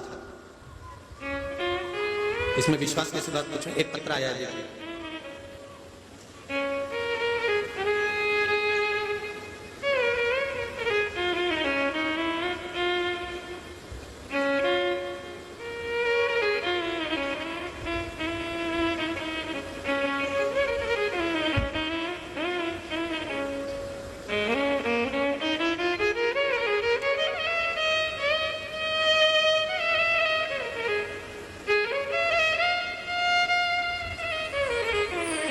मेरा नाम गायत्री शर्मा है। मैं उमरखेड़ जिला यवतमाल से आई हूँ। कहीं बैठी हूँ तो हाथ हिलाइएगा, जहाँ कहीं भी बैठी हूँ हाथ हिलाइएगा, दोनों हाथ ऊपर कर कर हिलाइएगा।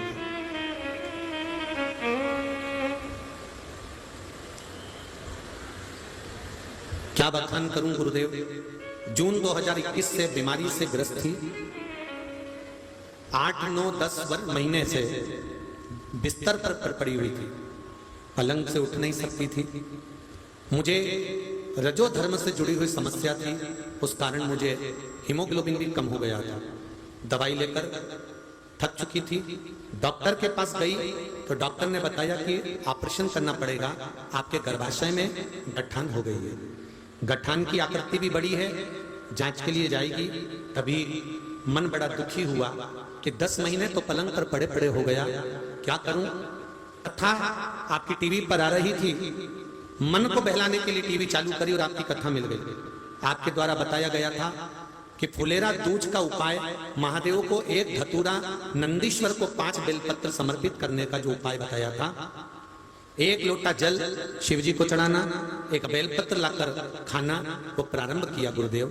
1 ही महीने के अंदर बाबा की कृपा हो गई और उसके बाद डॉक्टर को जांच कराया तो उन्होंने कह दिया आपके गर्भाशय में जो डॉक्टर कहे थे गांठ है वो गल चुकी है, अब आपको ऑपरेशन की जरूरत नहीं है, अब मैं पूरी तरह से ठीक हो गई हूं और चल फिर सकती हूं। ये शिव है, बैठिए, ये शंभू है, ये शंकर है।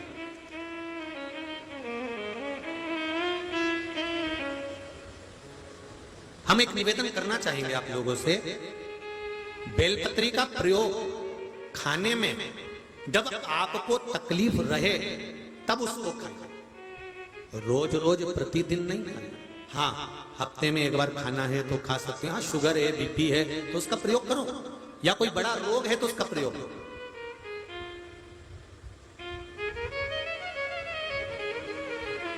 प्रतिदिन भगवान शंकर का आश्रित रहकर,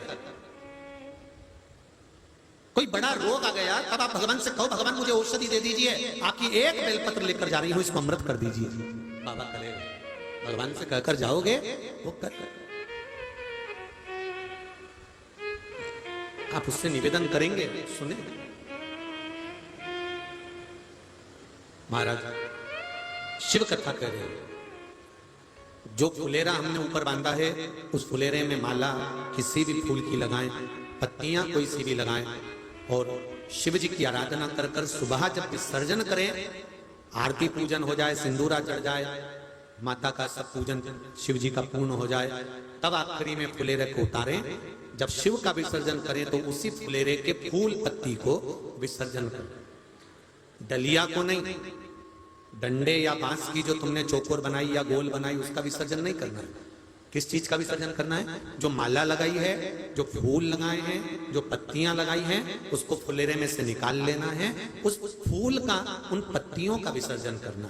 डलिया का, जो डलिया रहती है या जिसके ऊपर तुमने बांधा है, डंडी हो या बांस हो या बांबू हो, उसका विसर्जन नहीं करना। केवल फूल और पत्ती को निकाल कर फुलेरे में से शिव जी के साथ उसका विसर्जन। निवेदन कर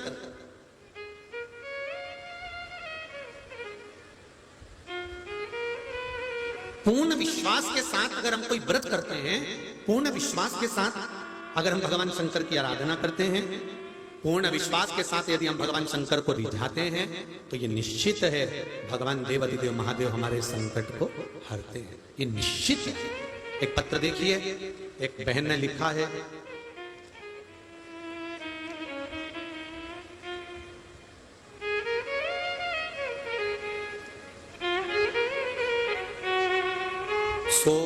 राजश्री अजय दायमा धूलिया से, महाराष्ट्र धूलिया से हूं गुरुदेव। मेरे बाबा ने मुझे क्या नहीं दिया मैं क्या बताऊं गुरुजी। मेरी बेटी की शादी को 4 साल हो गए थे, उनको 2 बार मिसकैरेज हो गया था। डॉक्टर ने बोला कि अब चांस ना ले और शायद अब इनको संतान नहीं रहेगी, उसका सुख नहीं। मैंने बेटी के साथ पिछले साल की सावन महीने की जो आपने पार्थिव शिवलिंग का पूजन कराया था टीवी के सामने बैठकर करा, और मैंने आंकड़े की जड़ का भी प्रयोग प्रारंभ करवाया। डॉक्टर भले मना कर दिए, पर बाबा की कृपा ऐसी थी, जो सावन महीने की शिवरात्रि का पूजन आपने कराया था, उस पूजन से मेरी बेटी का गर्भ ठिर गया और बाबा की कृपा से उसकी गोदी में एक बेटी का जन्म हुआ। जहां डॉक्टर ने हाथ टेक दिए थे वहां देवाधिदेव महादेव ने मुझे दिया। बाबा एक चमत्कार और बाबा का कहना चाहती हूं गुरुदेव। हिंगोली की कथा मेरे लिए जिंदगी भर नहीं भूलने वाली कथा है गुरुदेव। मैं और मेरी बहन दोनों में कई सालों से विवाद चल रहा था। हम लोग आपस में बातचीत नहीं करते थे, कभी फोन नहीं करते थे, कभी मिलते जुलते नहीं थे गुरुदेव। कई सालों से ये क्रम चलता आया, पर इतनी नाराजगी थी कि हम एक दूसरे का मुख भी नहीं देखते थे गुरुदेव।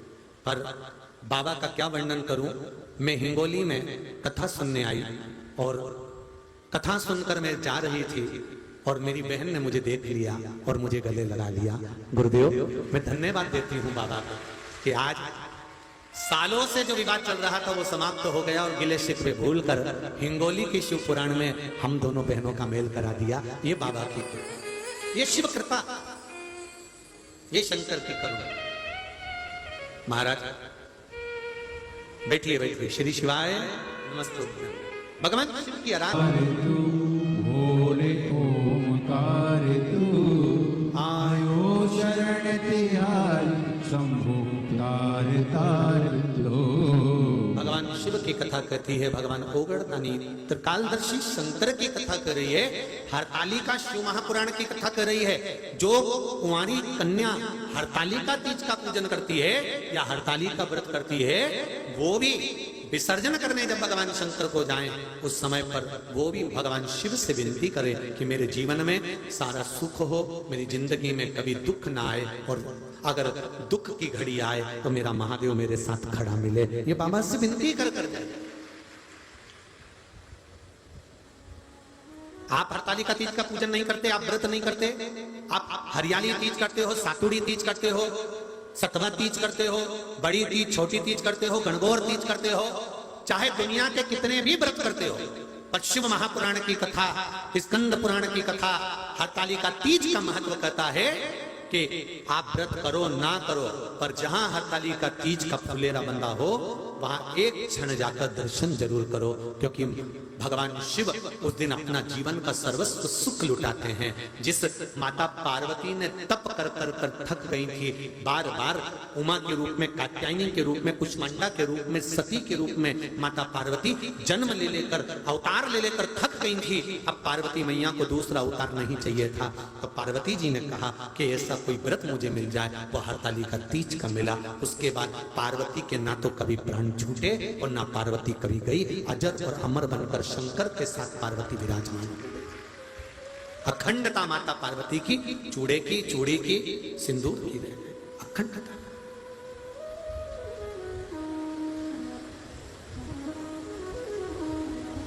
अपने त्योहारों को, अपने पूजन पाठ को, अपनी भक्ति को दिखावे से दूर रखो।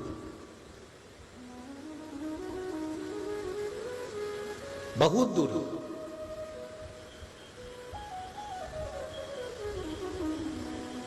आप घर में कैसे भी कपड़े पहनो चले रहे, पर जिस दिन आपके घर में तीज का व्रत हो, चतुर्थी का व्रत हो, या आपका सास ने जो व्रत बताया है, या आपके घर में माँ जो व्रत बताई है, जो घर के बुजुर्ग जिस व्रत को करते चले आ रहे हैं, उस व्रत को यदि आप कर रहे हो तो सिर पे पल्लू होना चाहिए। उसका कारण केवल एक है, जो कुर्म पुराण में और गर्ग संहिता में लिखा हुआ है कि पूजन करते समय हमारे सिर पर एक छोटा सा, हम ये भी नहीं करे कि तुम इतना लंबा घूंघट डाल लो, और कह भी देंगे तो तुम कोई डालने वाले तो हो रहे,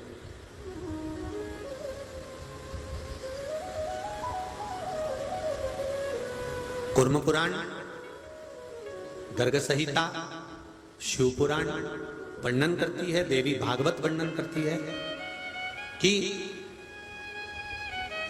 अपने पूर्वजों की पूजन में, पितरों की पूजन में, कुल देवी की पूजन में, कुल देवता की पूजन में, घर के जो विधान की पूजन है, जो हमारे यहां चलती चली आ रही है, उस पूजन में जिस नारी के मस्तक पर अगर कोई वस्त्र पड़ा हुआ होता है, कोई पल्लू धरा हुआ होता है, भले वो घर पर सूट पहनती हो, जो मर्जी पड़े वो पहनती हो, पर पूजन के समय पर जो अपने घर की रीत की पूजन है, उस पूजन के समय पर अगर उसके सिर पर एक छोटा सा वस्त्र भी, एक पल्लू भी अगर उसके मस्तक पर होता है, तो शिव महापुराण की कथा कहती है वो नारी को जीवन में कभी दुख नहीं झेलना पड़ता है, सारे दुख से पार कर जाता है। अब इसका प्रमाण क्या है महाराज? तो कहा माता अहिल्या को देख लीजिए,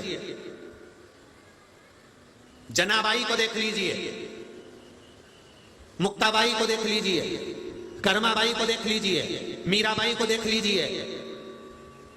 केवल एक सिर पर पल्लू था, केवल एक सिर पर एक वस्त्र का टुकड़ा था, और उस वस्त्र के टुकड़े में जहर का प्याला भी आया तो वो टुकड़ा नहीं था, कृष्ण का आशीर्वाद सिर पर बना हुआ था, वो टुकड़ा नहीं था। आप अपने घर में कैसे भी रहते होगे, कैसे भी कपड़े पहनते होगे, कैसे भी सूट पहनते होगे, आप दुपट्टा लेते होगे, सूट पहनते होगे, आप जो पहनो मना नहीं है, पर जिस समय हमारे घर में पितरों की पूजन हो, कुल देवी देवता की पूजन हो, या कोई एक क्रम पूजन का चला आ रहा है, उस पूजन में सिर पर छोटा सा भी एक क्षण के लिए पल्लू रखा जाए, एक क्षण के लिए, ज्यादा भी नहीं, थोड़ा ही रखा जाए, तो समझ लो कि जीवन में कहीं अगर दुख आकर खड़ा भी हो गया तो उससे निपटा जा सकता है। कोई दूसरा नहीं, घर की नारी ही निपट सकती, घर की नारी उस दुख से निपट सकती।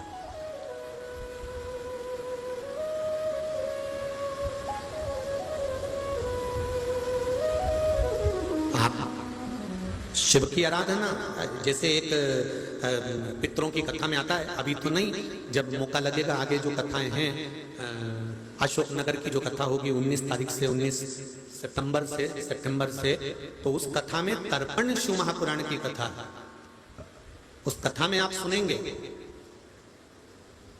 कि श्राद्ध पक्ष के अंदर एक लोटा जल दरवाजे के पास रखकर उस जल का मात्र सींचन द्वार पर करने से क्या फल की प्राप्ति हो?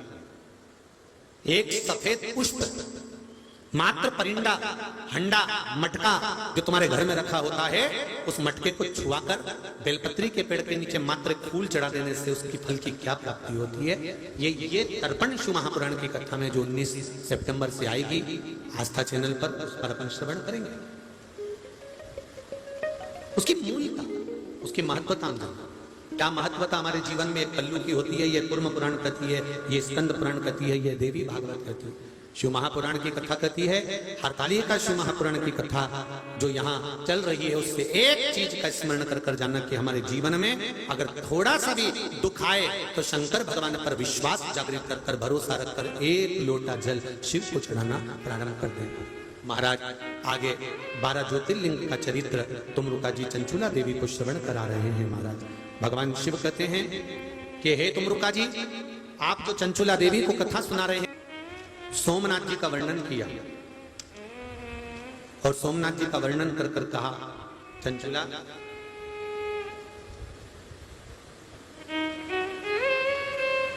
चंद्रदेव को ससुर के द्वारा काया नष्ट होने का श्राप लग गया।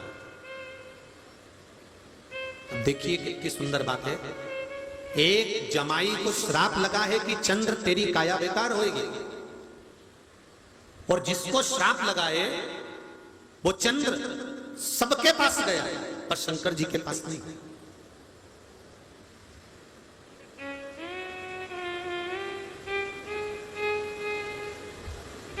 बहुत आस थी। जब व्यक्ति की कोई फाइल उलझती है ना, जब व्यक्ति का कोई काम अटकता है ना, सबको फोन लगाता है, अरे भैया तुम मेरा काम कर दोगे क्या? बहुत नाम सुना है यार तुम्हारा, तुम कर दोगे क्या? भाई साहब कर दोगे क्या? भाऊ कर दोगे क्या? सबके पास में जाकर हाथ जोड़े, पांव पड़े, प्रणाम करा, नमन करा। कल कथा में कहा था, अगर एक के आगे झुक गए शंकर के आगे झुक गए, मेरे राम के आगे, मेरे शिव के आगे, मेरे भोले के आगे झुक गए, तो मेरा भोलेनाथ तुमको दुनिया के आगे झुकने नहीं देगा, ये निश्चित है। वो झुकने नहीं देगा। मेरा शंभू आपको झुकने नहीं दे सकता। पर हमारी आदत क्या है, पहले दुनिया के आगे हाथ पसार लेते हैं, पहले दुनिया के आगे जाकर कह देते हैं, जब कहीं से काम नहीं होता तब अपनी पत्नी से कहते हैं मैं बड़ा परेशान चल रहा हूं, बहुत टेंशन में है। पत्नी बोलती काय को टेंशन लेते हो, एक लोटा जल सारी समस्या का हल, चलो मेरे साथ अपन शंकर जी के मंदिर चलते हैं, मैंने कथा में सुना है ऐसा करने से ऐसा होता है, चलो मेरे साथ। और पहुंच गई शिव मंदिर में, शंकर भगवान के मंदिर में पहुंची, विश्वास रखकर जब जाकर निवेदन करा, तब मन में जब विश्वास जागृत हुआ तो शिव जी ने भी कह दिया अब घबराना नहीं है, फाइल मेरे पास आ गई है, अब थोड़ा सा समय लगेगा, काम थोड़ा मोटा है तो फाइल को छुपाने में थोड़ा समय लगता है, तू आराम से जा, टेंशन मत ले, रोज आकर कुछ मत बोल, केवल जल चढ़ा और जा, उसका मिलेगा जो। मैंने तेरे ही भरोसे, ओ बाबा तेरे ही भरोसे, हवा बिच उड़ती जावांगी, बाबा डोर हथों छटीला मैं कटी जावांगी, भोले मैं तेरी पतंग, शंभो मैं तेरी पतंग। भगवान के हाथ में छोड़ दो, फिर उसके भरोसे पर मुझे डमरू बना लो भोलेनाथ, मान लो बात, हम उसके सहारे पर जिए, हम उसके भरोसे पर जिए, हम उसके बल पर जिए, हमारा कुछ भी ना रहे। फिर वो कैसे रखे, किस तरह से रखे, वो जाने। चंद्रदेव सब दूर घूम आए, आखिरी में शंकर भगवान के पास गए, आखिरी में शर्म आ रही थी चंद्रदेव को कि मैं कैसे जाऊं शंकर जी के सामने।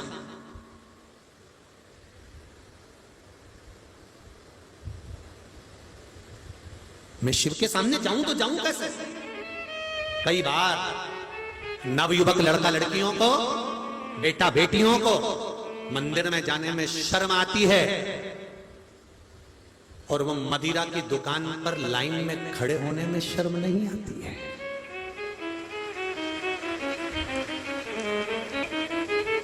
खड़े हैं, कांच लगा हुआ है, इतना सा आला, इतनी सी जगह, और उनमें भी ऐसे भिखारी जैसे हाथ डाल के दे दे भैया, 500 का नोट भी दे, 1000 का नोट भी दे, 2000 भी दे।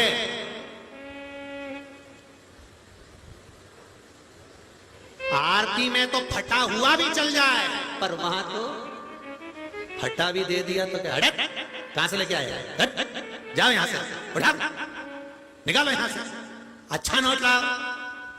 भले फिर वो गाड़ी बेचे चाहे घर बेचे, और फिर अच्छा नोट लाके दिया, शहंशाह हिंद बन के बोतल को बाजू छुपा के ऐसा चला कि सारी दुनिया को इसने अपने मुट्ठी में कर लिया।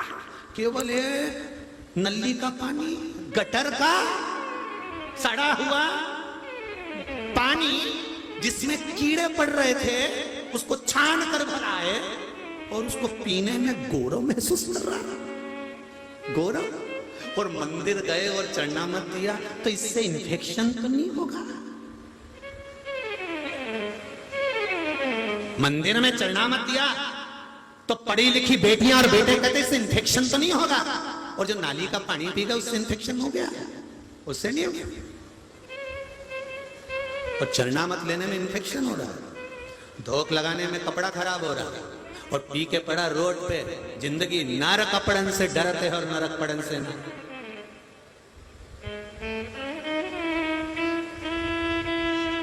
ये लड़के लोग ये बैठे हुए दिख रहे हैं तुमको, एक कैमरे वाले भैया इधर दिखा जरा, इनको देख लेना तुम लोग अच्छे से। ये रोज सफेद कुर्ता पजामा जैकेट पहने, तो एक जैकेट वाले से हमने पूछ लिया क्यों रे 7 दिन हो गए कुर्ता पजामा पहनते पहनते, 7 जोड़ सिलवाए थे क्या? तो कि नहीं गुरुजी 1 जोड़ सिलवाया है। अच्छा तो फिर ये गंदा नहीं हुआ? तो क्या हो जाता है, पर रात को जाके धो के सुखा के फिर दूसरे दिन पहन लेते हैं। चतुरता देखिए, विद्वत्ता देखिए इन बेटों की। गंदा हो गया, रात को जाकर धोया, सुखाया, प्रेस करी, फिर वापस पहन लिया। शिव महापुराण भी यही कहती है, इसको गंदा मत होने दो, गंदा हो जाए तो मंदिर में जाकर भोग लगाकर इसको क्लीन करो। समय और शरीर बड़ी मुश्किल से मिलता है, ये शरीर और समय का सदुपयोग कर लो। मंदिर में जाने से गौरव महसूस करो, शर्म नहीं, अपना आनंद महसूस करो। माताएं, बहुएं, बेटियां, भाई, तुम कलेक्टर बन जाओ, एसपी बन जाओ, तुम्हारा पद कितना भी ऊंचा हो, पर मंदिर में जाकर तुम्हें गौरव सा महसूस होना चाहिए। ये नहीं कि हम इतने बड़े पद पर बैठे हैं तो मंदिर कैसे जाएं, हम मंदिर में जाएंगे तो लोग क्या कहेंगे, हम मंदिर जाएंगे तो लोग क्या कहेंगे। जब भारत का प्रधानमंत्री केदारनाथ और काशी जाकर अभिषेक कर सकता है तो तुम क्या लगता है? उसको शर्म नहीं आ रही? वो तो गौरव महसूस करता है केदारनाथ के मंदिर में बैठकर, वो गौरव महसूस करता है काशी विश्वनाथ के मंदिर में बैठकर, वो गौरव महसूस करता है बैद्यनाथ के मंदिर में बैठकर। कितने औहदे पर, जिसके आसपास हजारों लाखों लोग गार्ड चल रहे हैं, बंदूकें चल रही है, प्रशासन चल रहा है। दुनिया देखे तो देखे, आग लगे बस्ती में, अपन रहो मस्ती में। वो शिव की भक्ति में। तुम तो अभी सीए की पढ़ाई कर रहे हो, इंजीनियर की पढ़ाई कर रहे हो, डॉक्टर की पढ़ाई कर रहे हो, अभी तो मात्र पढ़ाई कर रहे हो, तो इतने अप टू डेट हो गए कि झुकने में भी ऐसा लग रहा है। और वो इतनी बड़ी कुर्सी पे बैठने के बाद पसार कर जल चढ़ा रहा है, त्रिपुंड लगा रहा है, उसको शर्म। रुद्राक्ष की माला पहन रहा है, इतने बड़े ओहदे पर। तुम तो अभी कलेक्टर नहीं बने, एसपी नहीं बने, डीएसपी नहीं बने, अच्छे ओहदे पर नहीं पहुंचे, डॉक्टर और इंजीनियर नहीं बने, अभी अच्छे पद पर नहीं पहुंचे। तो इतना अहंकार तेरा क्या होगा रे कालिया, इतना अहंकार। और जिसको अहंकार होना था वो शंकर के सामने पड़ा। क्यों शर्म करें हम?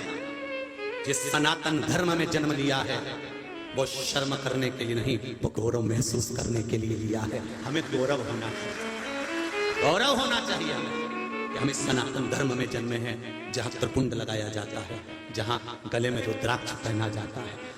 चंद्रदेव को थोड़ी सी शर्म आ रही थी कि मैं कैसे जाकर शंकर जी से कहूं, कैसे जाऊंगा मैं। और सब दूर गए, जब व्याधि नहीं मिटी तब शिव जी के पास में जाकर फिर कहा।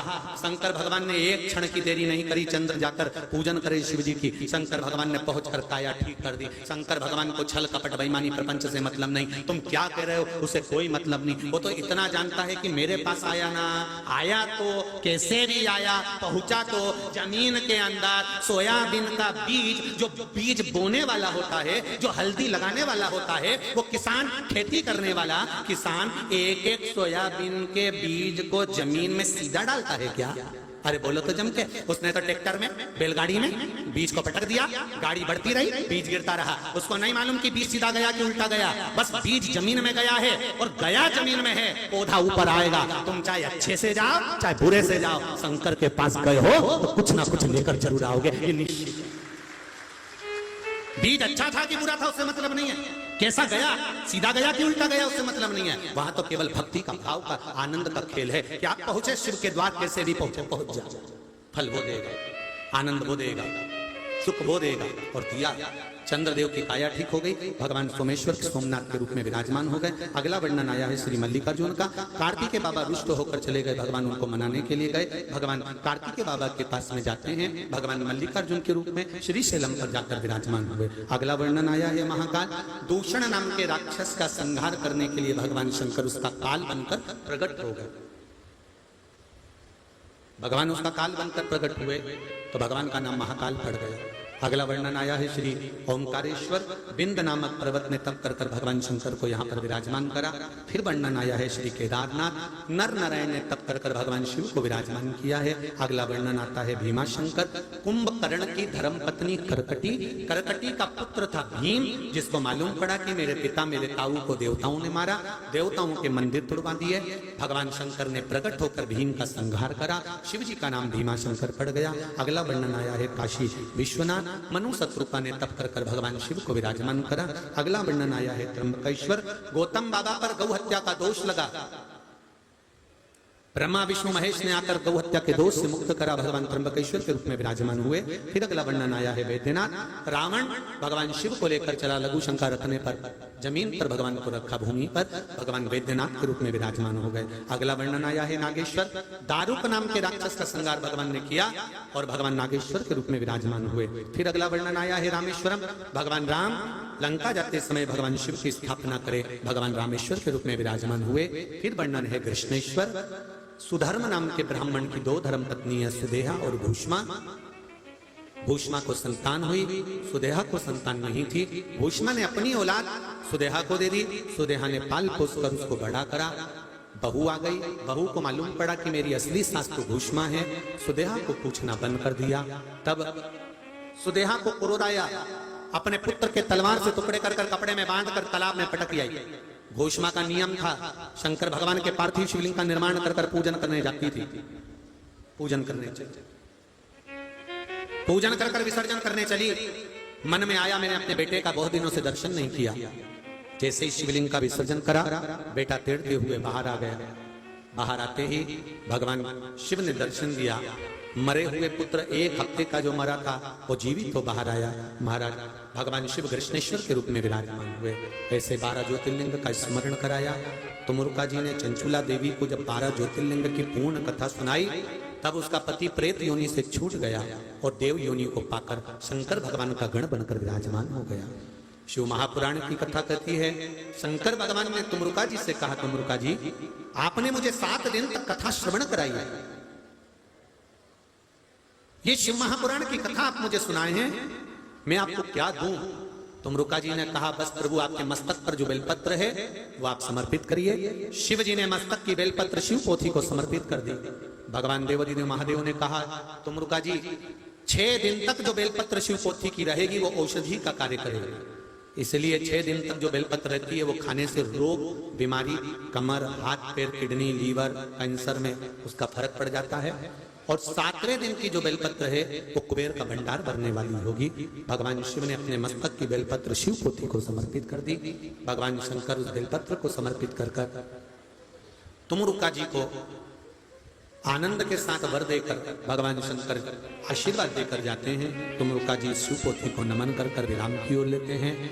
दान की महत्वता का स्मरण कराया है। ऐसे भाव से आनंद के साथ जो शिव महापुराण की कथा हिंगोली नगर में चल रही थी, आज विराम की ओर जा रही है।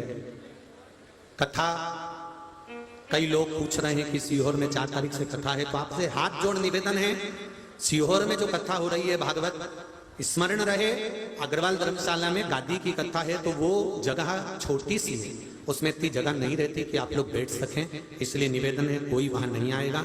सालासर जी में जो 12 तारीख से कथा है, 12 तारीख से जो सालासर जी में कथा है 5 दिन की कथा रहेगी।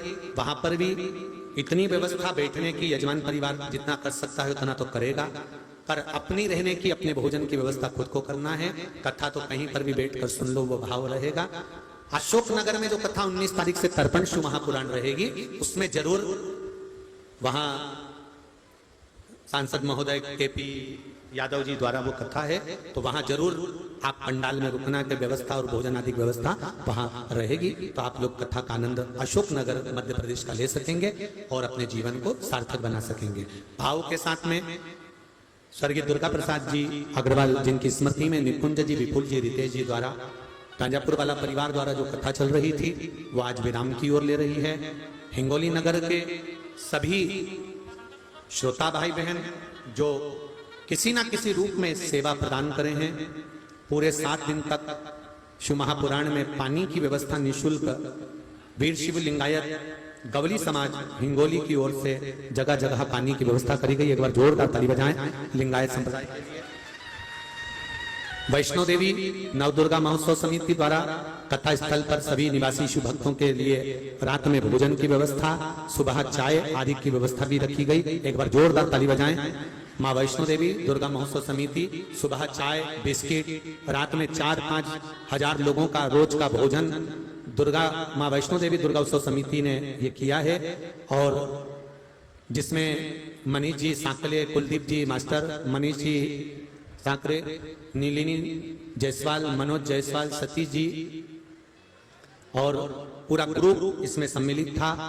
आप सभी ने बहुत भाव से, अग्रवाल परिवार ने तो जहां हम ठहरे थे वहां पर निकुंज जी और उनके परिवार ने सेवा करी ही है, पर यहाँ हिंगोली में जितने भी लोग आए आप लोगों ने उनकी व्यवस्था, उनकी सुचारू रूप से सेवा करी।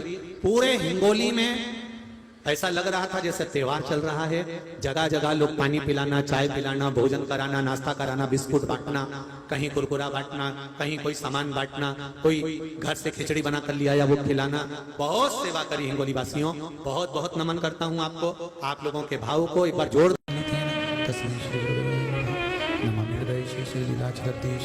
लक्ष्मी सहस्रनाम सर्वमानं कलानिधि चतुर्विश्व चतुर्विश्व चतुर्विश्व त्रिस्तम श्रुजाय देवसु पंचदाहृदय नमः। बोलो विश्वनाथ भगवान की जय। ओम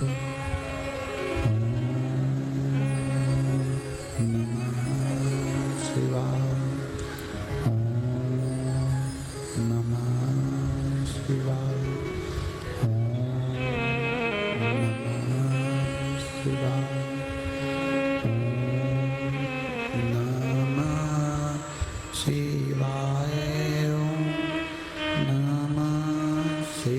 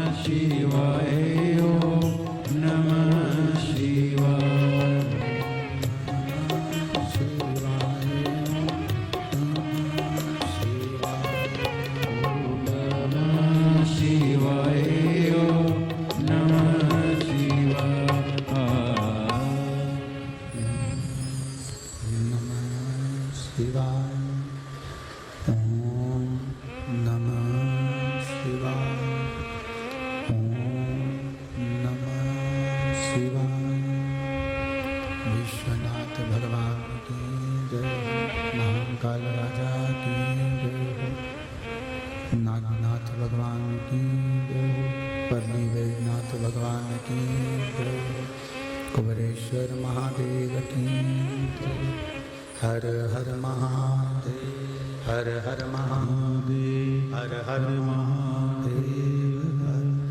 काशी विश्वनाथ गोगर्दानी त्रिकालदर्शी कैलाशी अविनाशी भगवान शिव जिनकी पुनीत पावन शिव महापुराण की कथा संपूर्ण विश्व का कल्याण करने वाली, संपूर्ण जगत का उद्धार करने वाली है। बाबा देवादिदेव महादेव की कृपा से, भगवान शिव की करुणा से, कृपा से भगवान शंकर की यह पावन शिव महापुराण की कथा हिंगोली नगर में श्रवण करने का सौभाग्य आपको हमको प्राप्त हुआ है। बड़े भाग्यशाली हैं। शंभो शंभो शंभो।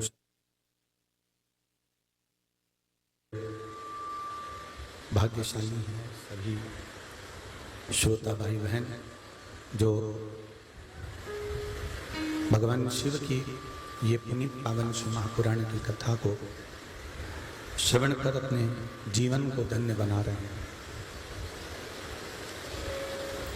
हिंगोली नगर के इस मंडी प्रांगण के अंतर्गत कथा के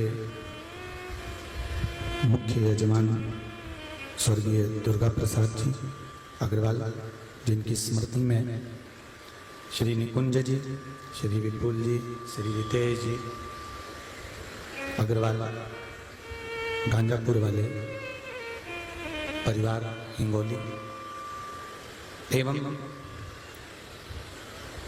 दैनिक पूजा के यजमान के रूप में विराजमान श्री संजय कुमार, सुभाष चंद्र जी बांगड़िया, श्री दीपक जबूलाल जी अग्रवाल, स्वर्गीय रमेश चंद्र जी सीताराम जी अग्रवाल, जिनकी स्मृति में श्री पंकज जी रमेश चंद्र जी अग्रवाल नित्य पूजन के यजमान बनकर विराजमान हुए हैं।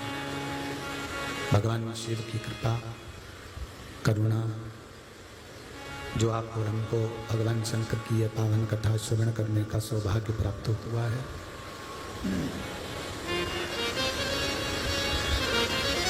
बड़ी उदारता कृपा दया देवाधिदेव महादेव की है।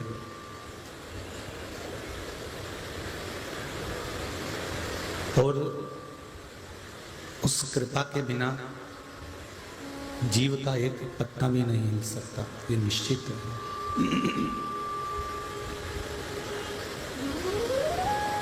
बहुत दूर दूर से आप लोग कथा श्रवण करने के लिए पधारे हैं, कथा सुनने के लिए आए हैं। और पीछे आवाज शंभु शरणे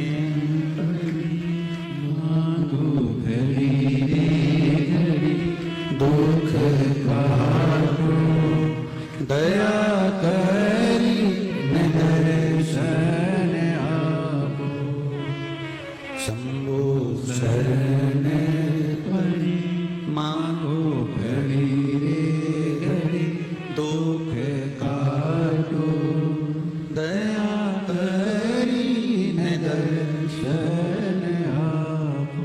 भगवान शिव की कृपा से, करुणा से, दया से, उदारता से आप और हम भगवान शंकर की पावन कथा को श्रवण करने के लिए विराजमान हुए। ये उसकी ही उदारता है, उसकी ही कृपा है, उसी की करुणा है। महाराज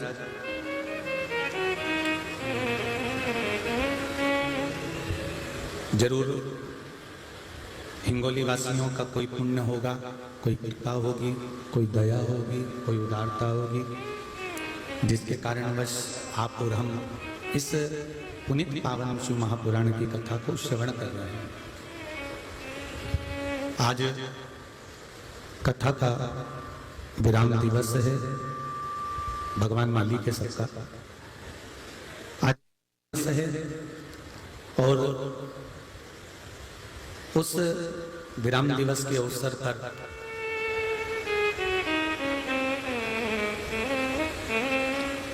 हम देवाधिदेव महादेव से केवल यही प्रार्थना करें, यही निवेदन करें, यही विनती करें कि बाबा देवाधिदेव महादेव कृपा करके, करुणा करके, दया करके, उदारता करके हम सभी जीवों का कल्याण करें, हम सभी जीवों का उद्धार करें।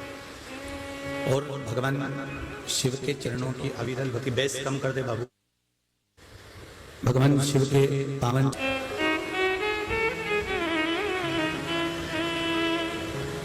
कठिन में कठिन है मनुष्य की देह, मानव का शरीर,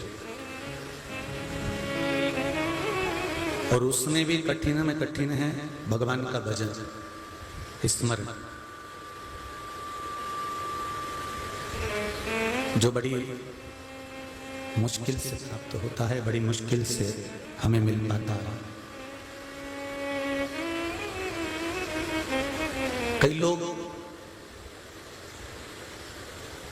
मंदिर तक पहुंच जाते हैं, कथा तक पहुंच जाते हैं, गुरु की शरणागति तक पहुंच जाते हैं, पर किसी न किसी रूप में भगवान के पास तक पहुंचने के बाद भी हम भगवान के नहीं हो पाते और भगवान को अपना नहीं बना पाते।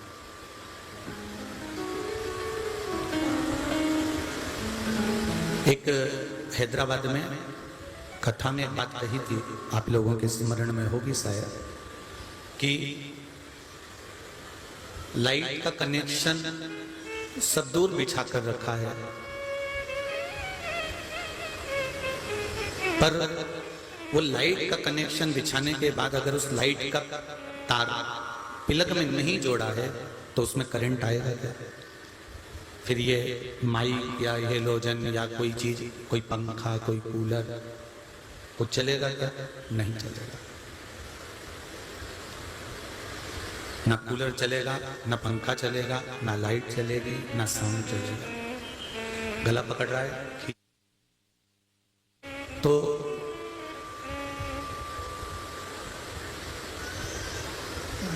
जब प्लग में ये तार लग जाएगा, प्लग में जब ये तार चला जाएगा और उसमें करंट आना प्रारंभ हो जाएगा तो ये लाइट भी चलेगी, पंखा भी चलेगा, कूलर भी चलेगा, माइक भी चलेगा, कैमरा भी चलेगा, सब कुछ चल सकता है। पर जब तक ये तार को प्लग में नहीं जोड़ा जाएगा तब तक उस तार को बिछाने का, पूरे सब दूर तार लगाने का कोई फायदा नहीं, उस तार को सब दूर बिछाने का कोई फायदा नहीं।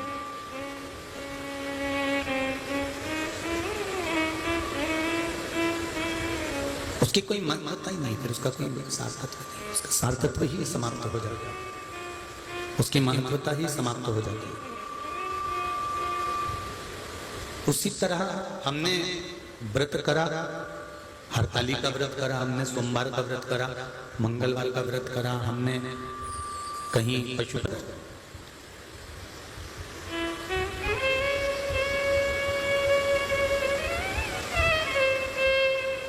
हम सत्संग तक पहुंच गए, हमने तार बहुत लंबा बिछाया, हमने बहुत लंबी वायरिंग करी है, बहुत लंबा तार बिछाया है, बहुत लंबा हम इस कनेक्शन को लेकर गए हैं। पर इस व्रत को कर लिया, हरताली का व्रत कर लिया, सोमवार, एकादशी या मंदिर या सत्संग या प्रवचन या कथा या भजन या कीर्तन, सब कुछ कर लिया। और इस मन को शंकर भगवान के इस मन रूपी तार को शिव के चरणों से, प्लग से नहीं जोड़ा तो आपने जितनी पूजन करी है, जितनी आराधना करी है, जितना भजन करा है, जितना कीर्तन करा है, जितना मंत्र जाप करा है, जितना स्मरण करा है, उसका कोई मोल तत्व नहीं, उसकी कोई महत्वता नहीं। अगर भगवान के चरणों में ये मन लग गया है, भगवान के चरणों में ये मन पहुंच गया, भगवान के चरणों में ये मन रम गया, तो समझो कि आपकी जिंदगी सार्थक हो गई। और यदि भगवान